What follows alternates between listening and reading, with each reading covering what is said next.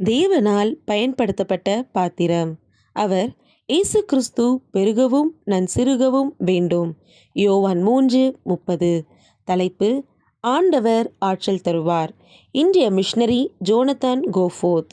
மண்ணில் பிறந்தது 10-2-1859 ஆண்டு. விண்ணில் சென்றது 8-10-1936 ஆண்டு. ஊர் ஆக்ஸ்போர்ட், ஆன்டாரியோ.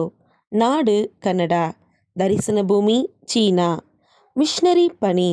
அது உயிரை பணயம் வைத்து செயல்படும் பாடுகள் நிறைந்த பணி. பிறர் உயிர் வாழ தன்னுயிர் கொடுக்கும் தியாக பணி. பெறுவதும் இழப்பதும் இதில் சகஜம்.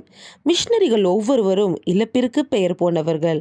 1888 ஆண்டு தன் மனைவியுடன் பயணத்தை ஆரம்பித்தார் ஜோனத்தன் கோஃபோர்த். கனடா நாட்டிலிருந்து சீன நாட்டை நோக்கிய பயணம் அது.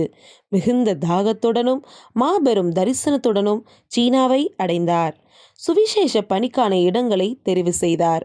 ஊர் ஊராக, தெரு தெருவாக சென்று பிரசங்கம் செய்ய வேண்டும் என்பதே இவரின் திட்டமாகும். மிஷனரி பணியில் வசதிகளை தேடி ஓட முடியுமா? சுகாதார சீர்கேடுகள் இவரையும் குடும்பத்தையும் தாக்க ஆரம்பித்தது. இரத்த பேதி நோயினால் முதல் குழந்தையை இழந்தார். இரண்டாவது குழந்தை உடல் செயல்பாடு இழப்பினால் மரித்து போனது.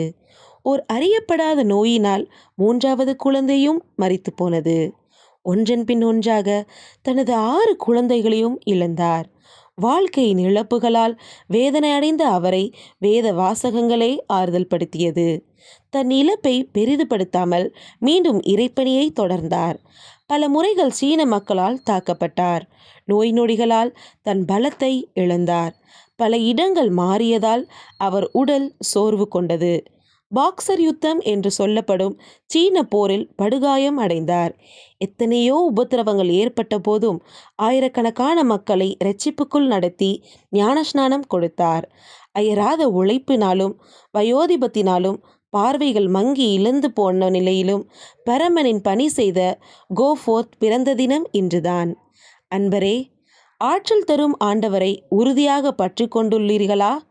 வாழ்விலிருந்து வாழ்வுக்கு. தேவனுக்கென்று பெருங்காரியங்கள் செய்வதில் முதலில் அவரை பூரணமாக நம்ப வேண்டும் என்கிறார் மெக்டொனால்ட்.